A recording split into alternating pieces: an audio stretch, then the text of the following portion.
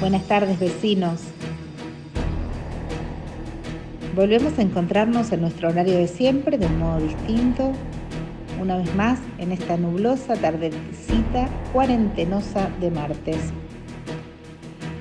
Se prorrogó la cuarentena y hay un tema que nos preocupa y mucho en este tiempo, que es el tema de la violencia de género. Ustedes saben que hay muchas mujeres, bueno, también hay hombres, aunque estadísticamente son un número menor, pero hay hombres, que en estos tiempos de encierro en sus hogares con su agresor están viviendo una situación terrible. Incluso la mayoría de las veces las víctimas de violencia de género no pueden siquiera hablar por teléfono cuando la pareja está cerca, ya que el control y la vigilancia son armas de violencia tan fuertes muchas veces como los golpes, más que los golpes. Para zanjar esta problemática se lanzó una campaña que se llama Barbijo Rojo. Es una iniciativa conjunta entre el Ministerio de Mujeres, Géneros y Diversidad de la Nación y la Confederación Farmacéutica Argentina en el contexto de la emergencia por la pandemia del coronavirus. A partir del 1 de abril, las personas en situación de violencia por motivos de género van a poder pedir asistencia a la línea 144 a través de las farmacias de todo el país. Se van a poder acercar a una farmacia, van a solicitar un barbijo rojo e inmediatamente el farmacéutico o la persona que los reciba van a activar un protocolo, se van a comunicar con la línea 144 y van a asistir a la víctima. Así que ténganlo presente porque es una información muy importante, una campaña muy interesante que esperemos que pueda poner un freno a tanta violencia de género que hoy día estamos viendo que está sucediendo en el país. Vecinos, la cuarentena se alarga, los días son atípicos, crece una sensación de que la lucha contra la pandemia empieza a arrojar los primeros resultados, pero también en muchos de nosotros comienzan a surgir nuevas preocupaciones. Salvo algunos vecinos que trabajan en organismos públicos donde su estabilidad y sueldo parecerían estar garantizados, comienzan a surgir las preocupaciones propias de qué es lo que va a suceder con nuestro ingreso. Por un lado, los empleados de empresas, que aunque el gobierno haya anunciado que será duro con quienes despidan, se enfrentan con la posibilidad cierta de quedarse sin trabajo. Por otro lado, los monotributistas, los comerciantes.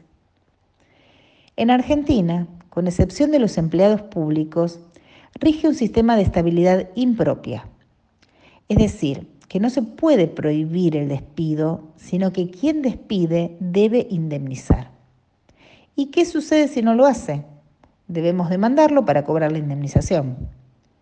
Y en muchas ocasiones, cuando termina el juicio, con sentencia favorable, la mayoría de las veces, ya la empresa se deshizo de su capital o presentó quiebra y el trabajador en el medio se quedó sin su ingreso y sin su indemnización.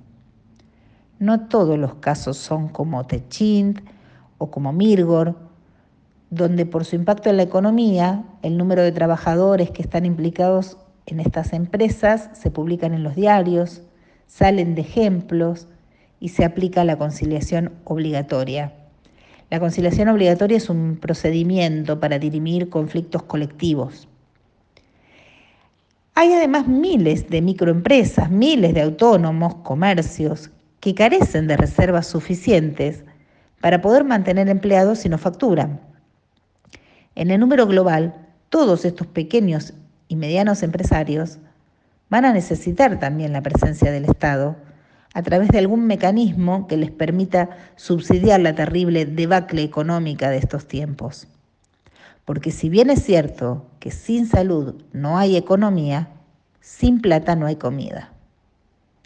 Y no está bueno aspirar al asistencialismo permanente como modelo a seguir. Hoy, cada vez más, se habla de estado de excepción. Pero, ojo, que ya en el siglo XVII, un filósofo y escritor llamado Hobbes, escribió un libro que se llamó Leviatán. ¿Qué es el Leviatán? El Leviatán es una criatura mitológica que está referida en la Biblia, que es una especie de criatura marina, un monstruo marino que representa el caos y el mal, que fue creado por Dios antes de la creación del mundo. Es una metáfora donde se expresa la necesidad del hombre de someterse a un poder fuerte para protegerse. Ojo, porque el Leviatán es una teoría que se construyó también como una teoría de emergencia del Estado y que justifica los gobiernos absolutistas. Argentina se caracteriza por ser uno de los países de Latinoamérica con una legislación proteccionista de los derechos fundamentales del trabajo, tanto individuales como colectivos. Hoy los derechos laborales se encuentran regulados, restringidos, hasta algunos los caracterizan que en exceso. Pero eso no implica que haya situaciones injustas con leyes justas. Vecinos, ejercitemos el derecho constitucional de peticionar ante las autoridades. Convoquen a sus cámaras, júntense, pidan subsidios, bajas de insumos, moratorias especiales. Cada actividad es particular, por eso es imposible generalizar. Que el estado de excepción sea de excepción y como toda excepción transitoria.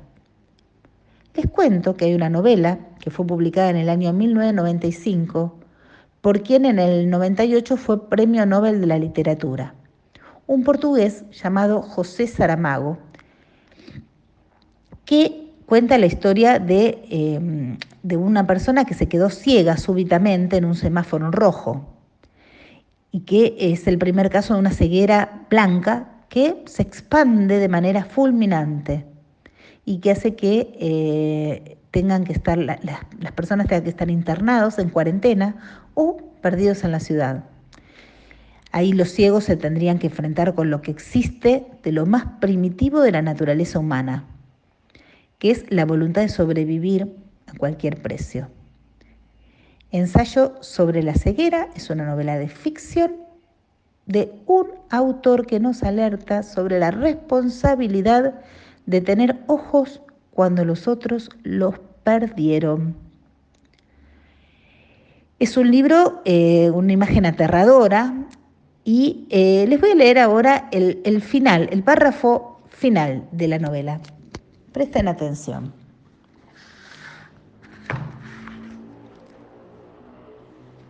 El médico dijo: este probablemente estará curado cuando despierte. Con los otros no será diferente. Lo más seguro es que estén ahora recuperando la vista. El que va a llevarse un susto, pobrecito, es el amigo de la venda negra. ¿Por qué? Por la catarata. Después del tiempo pasado, desde que lo examiné, debe estar como en una nube opaca. Va a quedarse ciego. No, en cuanto la vida esté normalizada, cuando todo empiece a funcionar, lo opero. Será cuestión de semanas. ¿Por qué nos hemos quedado ciegos? No lo sé. Quizás un día lleguemos a saber la razón. ¿Quieres que te diga lo que estoy pensando? Creo que nos quedamos ciegos. Creo que estamos ciegos. Ciegos que ven. Ciegos que viendo no ven. La mujer del médico se levantó, se acercó a la ventana, miró hacia abajo, a la calle cubierta de basura, a las personas que gritaban y cantaban. Luego alzó la cabeza al cielo y lo vio todo blanco. Ahora me toca a mí, pensó. El miedo súbito le hizo bajar los ojos. La ciudad aún estaba allí. Ojalá que cuando termine esta pandemia y se levante la cuarentena, ninguno de nosotros esté ciego. Hoy también nos quedamos en casa.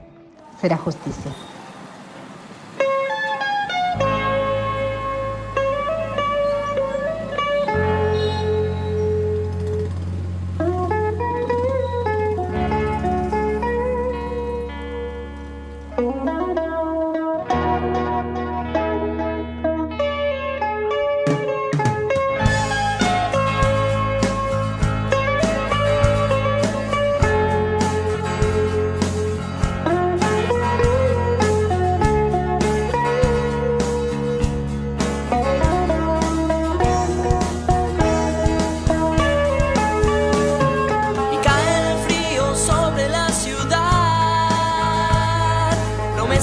que ya no vuelven jamás.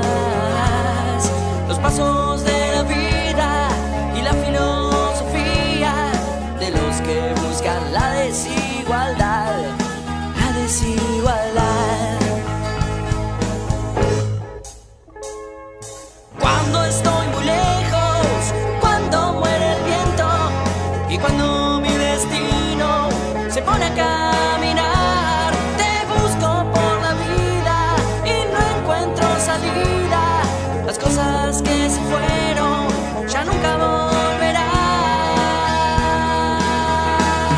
Y cae el frío sobre la ciudad, promesas que ya no vuelven jamás. Los pasos de la vida y la filosofía de los que buscan la desigualdad, la desigualdad. Y cuando llego al centro